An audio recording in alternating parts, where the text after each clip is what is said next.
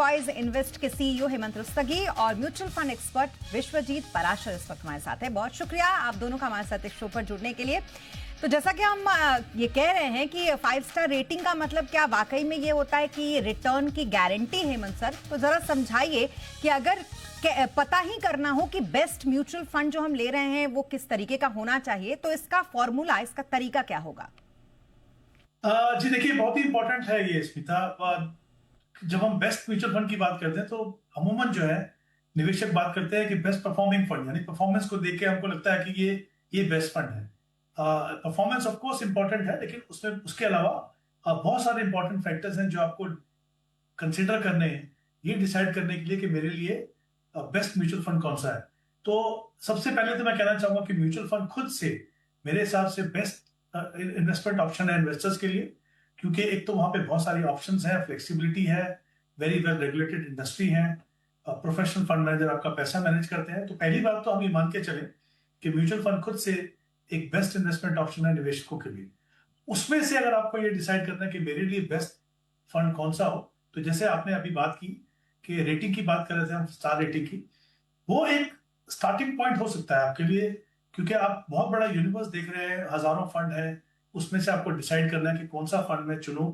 तो एक बार आपने डिसाइड किया, उसके लिए एक प्रोसेस फॉलो करना है आपको कि आपकी एसेट एलोकेशन कितनी हो। पहले तो इक्विटी में पैसा कितना, गोल्ड में कितना, डेट में कितना, और अगर हम इक्विटी की बात करें तो उसके अंदर आपको कौन से फंड में इन्वेस्ट करना है। तो वहां पे एक स्टार्टिंग पॉइंट हो सकता है कि भाई जो रेटिंग है उसकी वो कैसी है, वो शॉर्ट लिस्ट करेगी आपके लिए।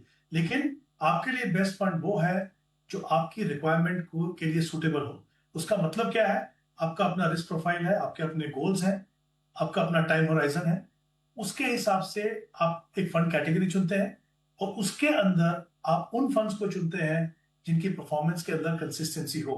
जब हम रेटिंग की बात करते हैं तो वो पास्ट परफॉर्मेंस को देखते हैं, रिस्क एडजस्टेड रिटर्न को देखते हैं, लेकिन वो फ्यूचर में उसका पोटेंशियल क्या है उसको नहीं देखते हैं। तो उसके लिए आपको क्वालिटेटिव फैक्टर्स हैं, जैसे फंड का पोर्टफोलियो कैसा है, इन्वेस्टमेंट फिलॉसफी कैसी है, उन सब फैक्टर्स को आपको देखना है। तो सबसे बड़ा फैक्टर आपके लिए बेस्ट फंड का ये है कि आप एसेट एलोकेशन डिसाइड करें, फिर उसके अंदर जैसे मैंने कहा आप वो फंड्स को देखें जो आपकी रिक्वायरमेंट को सूट करता हो और जो कंसिस्टेंस भी उसके अंदर परफॉर्मेंस करता हो, चाहे वो उसकी इन्वेस्टमेंट फिलॉसफी हो, चाहे वो पोर्टफोलियो क्वालिटी हो। तो ये कुछ चीजें हैं, आप सीधे सीधे बेस्ट परफॉर्मिंग फंड पे नहीं जाएंगे, एक प्रोसेस फॉलो करके तब आप एक अच्छे परफॉर्मिंग फंड या जो बेस्ट फंड है आपके पोर्टफोलियो के लिए उस तक पहुंचेंगे। बिल्कुल, ये बहुत ही अच्छा एक फॉर्मूला आपको हेमंत जी ने बताया। लेकिन पराशर जी, हम तो इतने ऑब्सेस्ड हो चुके हैं रेटिंग को लेकर कि सबसे पहले अगर कोई नेटफ्लिक्स सीरीज या कुछ भी फिल्म भी देखते हैं तो सबसे पहले ये देखते हैं कि उसकी रेटिंग क्या है, उसके बाद उसको हम देखने के लिए देखना शुरू करते हैं। ऐसे में फंड के साथ भी यही होता है। तो क्या ये मान के चले कि स्टार रेटिंग काफी होता है फंड चुनने के लिए? जी बिल्कुल। देखिए, अगर जैसा अभी हेमंत जी बता रहे थे कि सबसे इम्पोर्टेंट फंड चुनना नहीं है, आप किस एसेट क्लास में निवेशित है वो जरूरी है। क्या इस समय इक्विटी में आपको निवेश करना चाहिए, नहीं करना चाहिए, आपके रिस्क प्रोफाइल के हिसाब से सही है, या विद इन इक्विटी भी अगर आप निवेश करना भी चाहते हैं तो कौन सी कैटेगरी में, large cap, mid cap, small cap, तो वो आपको अपने रिस्क प्रोफाइल के हिसाब से देखना है कि मेरे लिए कौन सी कैटेगरी बेटर है। क्योंकि फंड चुनना बहुत इंपॉर्टेंट क्राइटेरिया नहीं है, इंपॉर्टेंट है कि आप कौन सी कैटेगरी में निवेशित है। क्योंकि अगर वो कैटेगरी अच्छी परफॉर्म करेगी तो कहीं ना कहीं वो फंड भी अच्छा डिलीवर करेगा। लेकिन अगर हमें फंड चुनना ही है तो मेरे हिसाब से कई 4-5 क्राइटेरियाज हैं। ज्यादातर निवेशक क्या करते हैं, 1 साल की रिटर्न देख के डिसाइड करते हैं कि पिछले साल इसने 30% रिटर्न दिया है तो अच्छा ही होगा। तो वो एक सही मापदंड नहीं है, चाहे वो रेटिंग कह लें, क्योंकि रेटिंग जो दी जाती है वो पास्ट परफॉर्मेंस को देख के दी जाती है। तो जब आप कार चलाते हैं तो पीछे वाले शीशे को देख के गाड़ी नहीं चलाते, आगे देख के गाड़ी चलाते हैं। तो आगे कौन सा फंड अच्छा रिटर्न देने वाला है वो इंपॉर्टेंट है। और उसके लिए मेरे हिसाब से 4-5 क्राइटेरिया जो है वो है कि आप रोलिंग रिटर्न्स देखें, या मतलब फंड की कंसिस्टेंसी कैसी है ओवर द पीरियड। जब बाजार में उतार है, चढ़ाव है, तो उस समय फंड ने कैसा परफॉर्म किया है, कंसिस्टेंटली कैसे परफॉर्म कर रहा है। जैसे हम क्रिकेट में, आपने बिल्कुल सही एग्जांपल दिया कि हम रन रेट देखते हैं बैट्समैन की, कि उसकी 60 रन की रन रेट है तो करीब करीब हर मैच में 60 रन तो बना ही लेगा। तो हमें रोलिंग रिटर्न एक पैरामीटर है जिसको हम देख सकते हैं। दूसरा क्राइटेरिया हो सकता है कि हम वो अपने फंड अपनी कैटेगरी में कैसा परफॉर्म कर रहा है। हो सकता है मुझे 12% का रिटर्न से मैं खुश हूं, लेकिन कैटेगरी एवरेज जो है 15% रिटर्न है, तो इसका मतलब मैं अच्छे फंड में नहीं हूं। या फिर वो आपकी बेंचमार्क को फंड बीट कर रहा है या नहीं कर रहा है। अगर आप एक्टिव फंड में निवेश कर रहे हैं तो उनका काम ही ये है फंड मैनेजर का कि उसको बेंचमार्क को बीट करना है। तो अगर कंसिस्टेंटली वो बेंचमार्क को बीट कर रहा है तो अच्छा फंड है, मुझे उसमें निवेश करना चाहिए, क्योंकि 5,000 फंड है और आपको चुनना है सही फंड आपके लिए कौन सा है। इसके अलावा भी मेरे हिसाब से शार्प रेशियो होता है। अगर आप थोड़ा टेक्निकल जाए तो ये सारे प्लेटफॉर्म जैसे वैल्यू रिसर्च है या ऐसे और बहुत सारे प्लेटफॉर्म है, इनमें आपको देखने को मिल जाएगा कि रिस्क एडजस्टेड रिटर्न कैसा है। तो कोई फंड कितना रिस्क लेके, कितने यूनिट रिस्क लेके कितना ज्यादा रिटर्न दे रहा है, तो मुझे वो देखना है। अगर अच्छा हाई शार्प रेशियो हाई है तो मेरे लिए वो अच्छा फंड है, तो मुझे उस तरीके से चुनाव करना है। लेकिन कोई भी एक पैरामीटर को देख के मुझे फंड का चुनाव नहीं करना है, सारा पैरामीटर्स को देखना है। उसमें फंड मैनेजर का रोल भी बहुत इंपॉर्टेंट है कि अगर फंड मैनेजर ने 20-25 साल का एक्सपीरियंस है तो इसका मतलब वो कम गलतियां करेगा, उसने काफी साइकिल्स देखी हुई हैं। तो मैं कोशिश करूंगा उस फंड मैनेजर को भी पैसा दूं। और इन फंड मैनेजर्स की भी रेटिंग मिल जाती है, जो अगर आप मॉर्निंग स्टार इंडिया में जाएंगे तो आपको फंड मैनेजर्स की रेटिंग भी मिल जाएगी कि ये फंड मैनेजर ने कैसा डिलीवर किया over the period of time. तो ये सारे पैरामीटर्स को देखें, किसी एक पैरामीटर आइसोलेशन में या केवल रेटिंग देखकर बिल्कुल निवेश ना करें, वो सही मापदंड नहीं होगा। बिल्कुल, बहुत अच्छी अच्छी बातें आपने अभी समझाई पराशर जी, और हेमंत जी ने भी इससे पहले समझाया। लेकिन मैं गारंटी दे सकती हूं कि इसके बाद भी रेटिंग का ऑब्सेशन इतना है कि लोग मानेंगे नहीं इन बातों को। मान ले तो बेहतर रहेगा, क्योंकि हेमंत जी हम ये तमाम बातें तो बता रहे हैं, तो मैं चाहूंगी कि उन दर्शकों को जो इसके बाद भी नहीं मानेंगे, ये जरा बताइए कि क्या वाकई में 5 रेटिंग के बाद भी कुछ फंड्स ऐसे रहे हैं जिन्होंने बहुत अच्छा परफॉर्मेंस दिया हो बाद में भी? हाँ, देखिए रेटिंग के ना पैरामीटर्स होते हैं, ठीक है। और जैसे हमने पहले बात की कि रेटिंग में बेसिकली आप दो चीजें देखते हैं, आप पास परफॉर्मेंस देखते हैं और रिस्क एडजस्टेड रिटर्न देखते हैं। तो बेसिकली मैंने पहले भी कहा कि जो पास परफॉर्मेंस है वो आपके सिलेक्शन प्रोसेस में इंपॉर्टेंट है, क्योंकि हिस्टोरिक परफॉर्मेंस आप देखते हैं तो आपको पता चलता है कि फंड ने कितना रिस्क लिया, किस तरह के रिटर्न दिए, कितनी कंसिस्टेंसी थी, वो इंपॉर्टेंट है। लेकिन वो सोल फैक्टर, अकेला फैक्टर नहीं है जो आपके डिसीजन मेकिंग में हो। आगे जाके अगर आप ऑब्सेस भी है रेटिंग के साथ, तो आप एक समझ के चलिए कि आगे की जो परफॉर्मेंस है वो रेटिंग के हिसाब से नहीं आएगी। रेटिंग बहुत फ्रीक्वेंटली चेंज भी होती है, राइट। हो सकता है आप आज आप किसी 5 स्टार रेटेड फंड में इन्वेस्ट करें और बाद में उसकी रेटिंग ना देखें और पता चला कि अगले साल उसकी रेटिंग जो है कम होकर 2 या 3 हो गई। आपको पता भी नहीं चलेगा अगर आप उसको ट्रैक नहीं करते हो। फ्यूचर परफॉर्मेंस जो है, जैसे मैंने पहले भी कहा कि वो क्वालिटेटिव फैक्टर्स बहुत इंपॉर्टेंट है कि पोर्टफोलियो की क्वालिटी कैसी है, फंड मैनेजर की इन्वेस्टमेंट फिलॉसफी कैसी है। उसके अलावा कुछ इंपॉर्टेंट फैक्टर्स हैं, जैसे जियोपॉलिटिकल इश्यूज हो सकते हैं या इकोनॉमिक फैक्टर्स हो सकते हैं, आरबीआई की मॉनेटरी पॉलिसी, इकोनॉमी की ग्रोथ। बहुत सारे फैक्टर्स हैं जो फ्यूचर की परफॉर्मेंस को डिसाइड करते हैं। तो ऐसे बहुत सारे फंड होंगे जो आज शायद आपको 5 स्टार नहीं दिखते हैं, शायद 3 स्टार दिखे, लेकिन उनकी परफॉर्मेंस जो 5 स्टार रेटेड जो फंड्स हैं उनसे कहीं बेटर हो सकती है। बहुत सारे एग्जांपल आपको मिलेंगे वहां पे, क्योंकि जैसा मैंने कहा कि रेटिंग के पैरामीटर्स हैं वो उससे बंधे हुए हैं, उसके अंदर बैठ के वो आपको डिसाइड करते हैं। पहली बात तो वो आपको सुटेबिलिटी नहीं बताएंगे, दूसरी बात ये नहीं बताएंगे कि फ्यूचर की परफॉर्मेंस कैसी है। तो आप कभी भी किसी भी एनालिसिस में देखिए, आपको बहुत सारे फंड ऐसे मिलेंगे जो शायद रेटिंग उनकी 3 हो लेकिन उनकी परफॉर्मेंस ज्यादा हो। बट साथ में ये भी कहना चाहूंगा कि वहां हो सकता है कि रिस्क भी थोड़ा ज्यादा ले लो।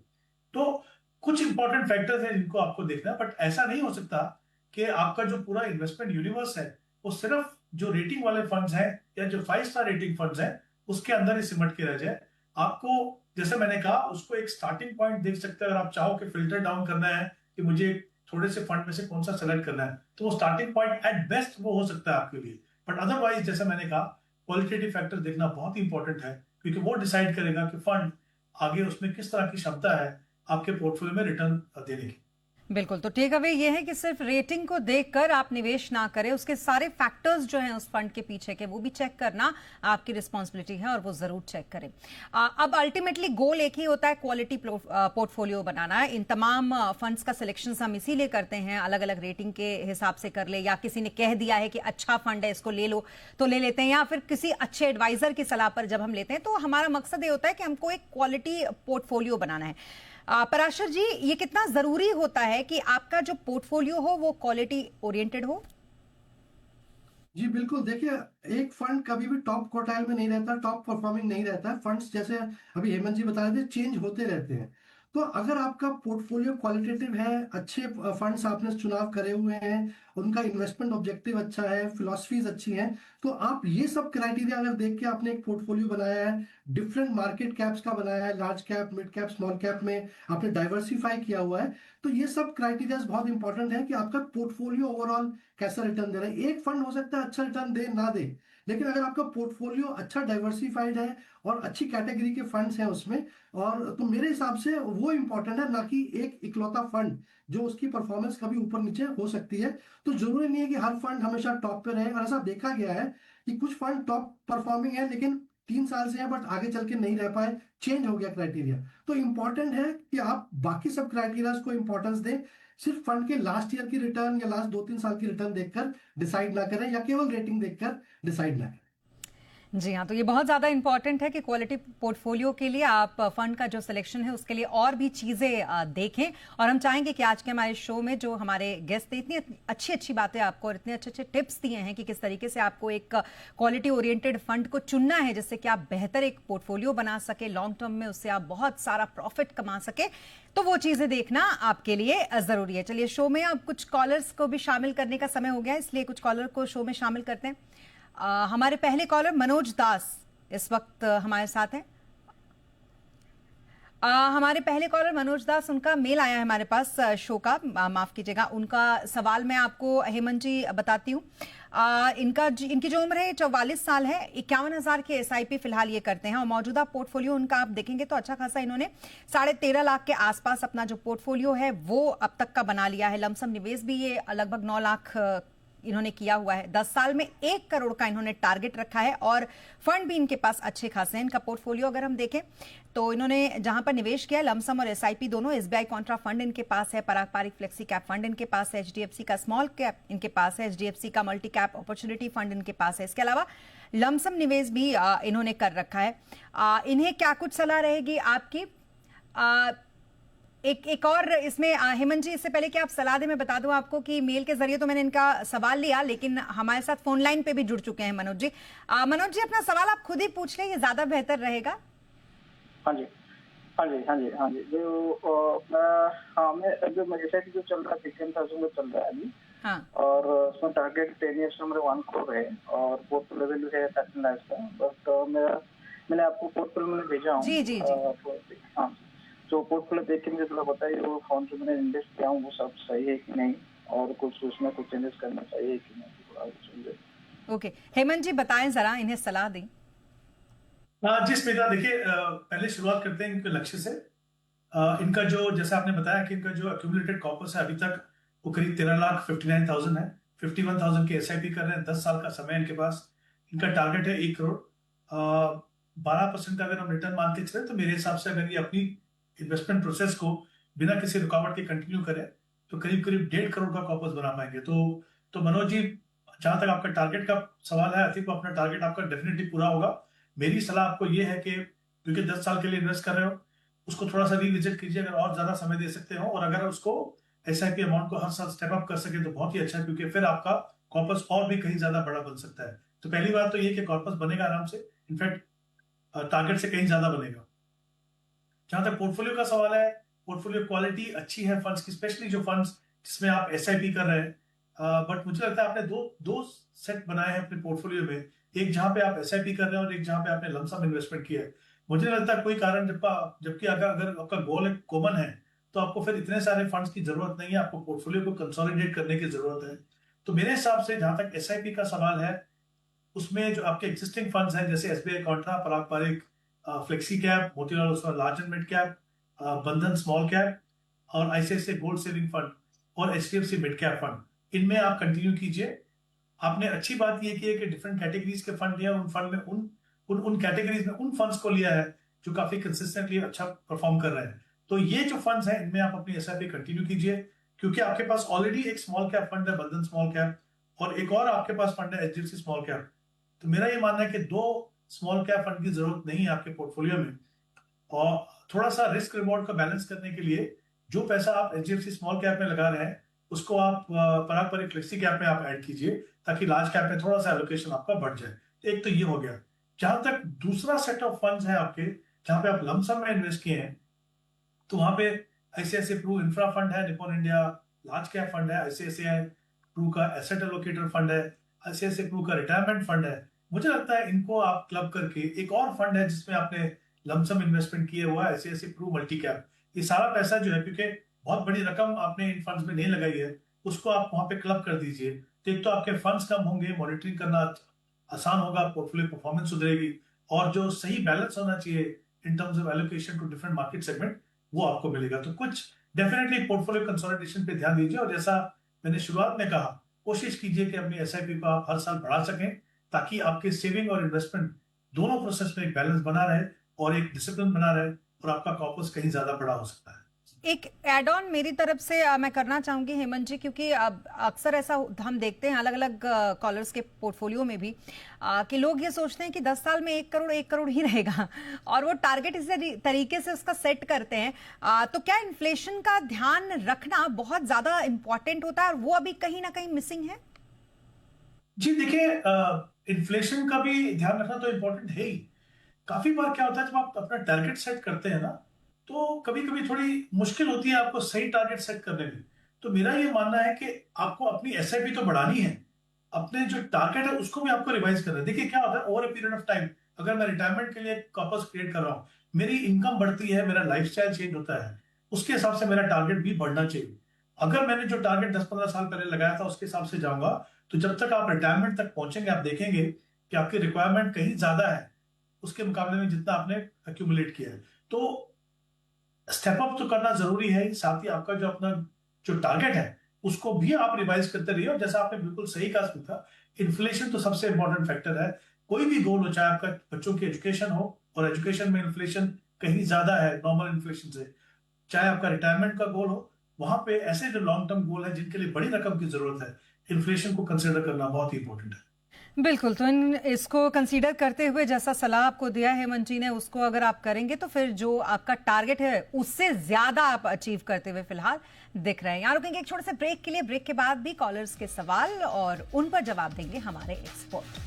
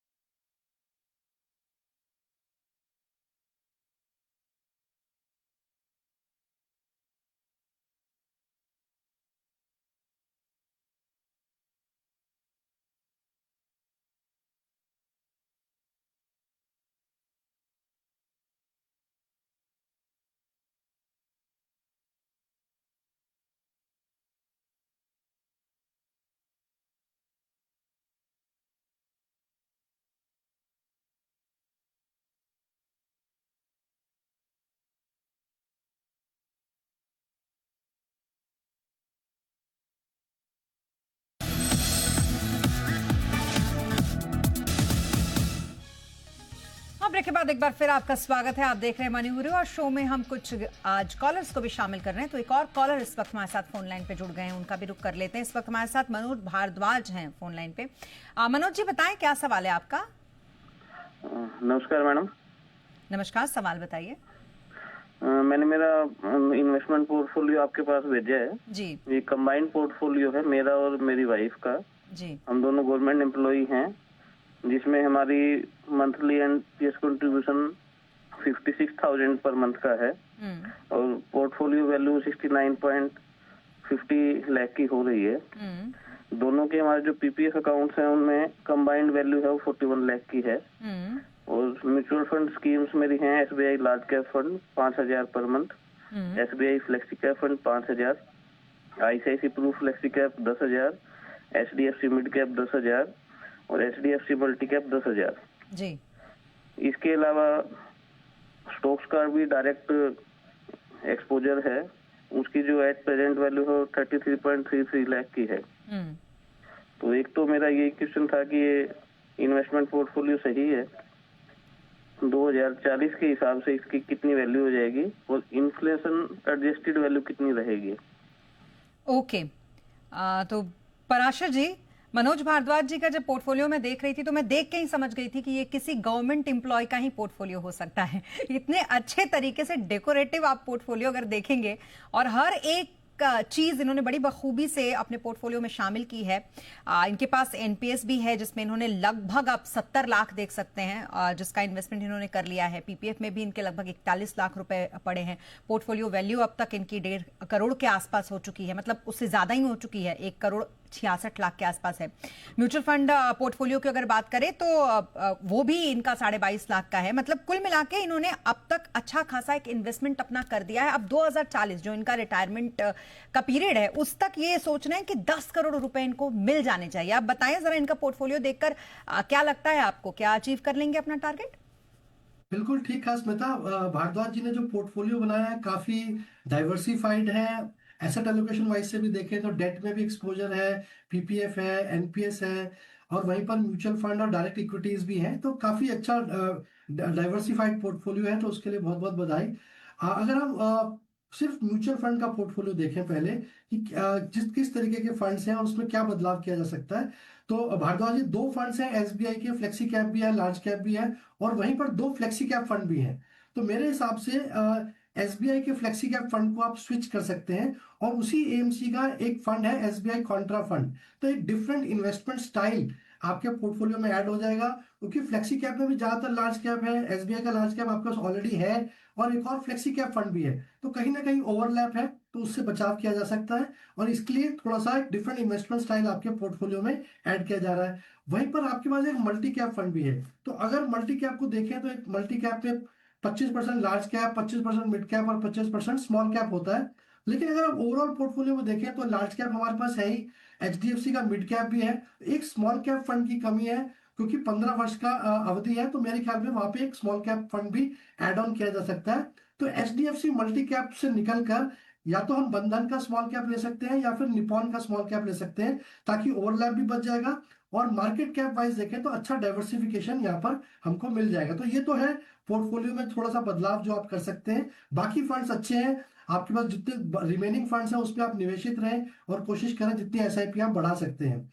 अब गोल की बात करें तो मेरे हिसाब से आपने बहुत अच्छी प्लानिंग करी है, एनपीएस में भी काफी अच्छा कंट्रीब्यूशन जा रहा है। तो अगर जो लमसम है अभी वो करीब करीब 2 करोड़ 90 लाख का बन जाता है अगर हम 10% का सीएजीआर लेके चले। वहीं पर आप 56,000 रुपए हर महीने एड ऑन भी कर रहे हैं। अगर आप अपना फैमिली का जो कंट्रीब्यूशन है तो वो भी करीब करीब 2 करोड़ 30 लाख रुपए बन जाता है। तो ये अच्छा खासा एक रिटायरमेंट के लिए फंड जुड़ जाता है यहाँ पे, और पीपीएफ भी आपके पास है। इसके अलावा म्यूचुअल फंड का आप 40,000 की एसआईपी कर रहे हैं, तो अगर हम टोटल देखें 40,000 की एसआईपी 12% का सीएजीआर लेके चले 15 वर्ष में, तो ये करीब करीब 1 करोड़ 23 लाख बन जाता है। और जो लमसम पैसा आपके पास अभी पड़ा हुआ है 22 लाख, ये भी 12% के हिसाब से चले तो करीब करीब 1 करोड़ 23 लाख। तो ये 3.25 करोड़ आपको म्यूचुअल फंड से जुड़ते नजर आ रहे हैं। तो जो 10 करोड़ का लक्ष्य है वो अचीवेबल है, बिल्कुल अचीवेबल है। अगर हम पीपीएफ भी जोड़ दें और डायरेक्ट इक्विटीज को भी अगर हम 12% का सीजीआर लेके चले तो 10-11 करोड़ के करीब बनता नजर आ रहा है। पर मेरी सलाह आपको ये रहेगी कि अगर आप 10% का स्टेप अप कर दें 40,000 रुपए में, तो एक अच्छा खासा कॉर्पस और बढ़ सकता है। तो यही म्यूचुअल फंड से आप करीब करीब 2 करोड़ 24 लाख रुपए जोड़ पाएंगे। तो मेरे हिसाब से 10% का स्टेप अप करें और ये 11 करोड़ से ज्यादा का पोर्टफोलियो बन जाएगा। अगर हम 10 करोड़ का लक्ष्य लेके चले और इन्फ्लेशन जैसा आप पूछना चाह रहे हैं जिसकी भी हम चर्चा भी कर रहे थे, तो ये करीब करीब थोड़ा सा 5 करोड़ 66 लाख के करीब बनता है। तो इन्फ्लेशन अगर एडजस्ट करें तो 5-6 करोड़ के करीब आपका ये पोर्टफोलियो बन जाएगा। तो इसलिए मेरी सलाह ये रहेगी कि आप स्टेप अप करें म्यूचुअल फंड में। बाकी जो निवेश है वो बहुत अच्छा है, उसमें बिल्कुल बरकरार रहे। बहुत बहुत शुभकामनाएं। आपके सलाह से पराशर जी ये ना सिर्फ अपना टारगेट अचीव कर रहे हैं बल्कि टारगेट के अलावा लोग रिटायरमेंट के बाद अब घूमने जाने का भी बड़ा शौक रहता है कि चलो फॉरेन नहीं घूमने को मिला, छुट्टियां इतनी नहीं मिलती, तो ये बड़े आराम से यूरोप से लेके हर जगह का टूर भी कर सकते हैं, जिस तरीके से इनका पोर्टफोलियो फिलहाल दिख रहा है। वेरी शॉर्ट टाइम हमारे पास है, तो एक छोटा सा पोर्टफोलियो हमारे पास रॉकी शर्मा का है। हेमंत जी आप इसको स्क्रूटनी कीजिएगा, मैं जल्दी से पढ़ के बता देती हूँ। रॉकी शर्मा, इनकी भी उम्र 45 साल है, मौजूदा निवेश लगभग 20,000 का है, 10 साल में 2 से 3 करोड़ का इनका टारगेट है और 4 लाख का लमसम निवेश भी इन्होंने कर रखा है। 6 साल तक सालाना इनका अभी इन्वेस्ट करने का टारगेट है। क्या कुछ सलाह रहेगी इन्हें आपकी? मैं चाहूंगी पोर्टफोलियो एक बार आप स्क्रीन पे दिखा दें। देखिए स्मिता, यहाँ पे सबसे पहले मैं कहना चाहूंगा कि इनका जो पोर्टफोलियो है वो इन्होंने काफी अच्छा बनाया है।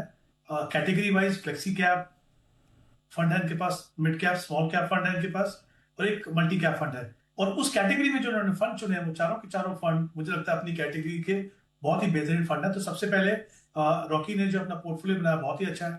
जहां तक इनके टारगेट का सवाल है, इन्होंने कहा 2 से 3 करोड़ चाहिए इनको। अब इनका टाइम होराइजन है 10 साल का और अभी 20,000 की इन्वेस्टमेंट कर रहे हैं SIP से, और फिर उन्होंने कहा कि अगले 5 साल तक वो 5-5 हजार रुपए से इसको बढ़ाएंगे, राइट, और उसको बाकी जो पैसा है वो 4 साल तक रखेंगे। मेरे हिसाब से 12% का रिटर्न अगर आप मान के चले तो करीब 75 लाख का कॉर्पस बन पाएगा। काफी बड़ा गैप रहेगा। अगर ये अपना टाइम होराइजन 5 साल से और बढ़ाते हैं तो करीब करीब 1 करोड़ 20 लाख का कॉर्पस बना पाएंगे। तो कहीं ना कहीं इनको अपने पोर्टफोलियो को पे ध्यान देने की जरूरत है, स्पेशली जो टारगेट उन्होंने सेट किया है उस पर ध्यान दें। बट ओवरऑल जैसा मैंने कहा, इनका पोर्टफोलियो जो फंड सिलेक्शन है वो बहुत ही अच्छा है, इसमें कुछ भी बदलाव करने की जरूरत नहीं है। जी, तो रॉकी शर्मा को हेमंत जी की ये सलाह मुझे लगता है वो मानेंगे तो बहुत ही बेहतरीन तरीके से जो निवेश है उसका उसमें वो जारी रह सकते हैं। बहुत शुक्रिया हेमंत साहब हमारे साथ जुड़ने के लिए और शो में सभी सवालों के जवाब देने के लिए। पराशर जी आपका भी बहुत शुक्रिया हमारे साथ इस शो में जुड़ने के लिए। और इसी के साथ मनी गुरु में आज के लिए बस इतना ही। आप बने रहें जी बिजनेस के साथ। नमस्कार।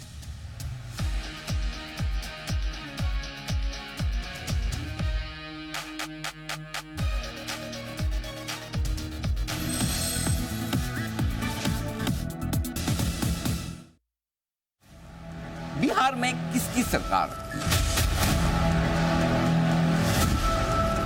महागठबंधन इस बार या एनडीए में फिर बहार? तेज और सटीक नतीजों के लिए जी बिजनेस है तैयार। बिहार, सरकार और बाजार, नतीजों का पूरा कवरेज देखिए सिर्फ जी बिजनेस पर, शुक्रवार सुबह 8 बजे से लगातार।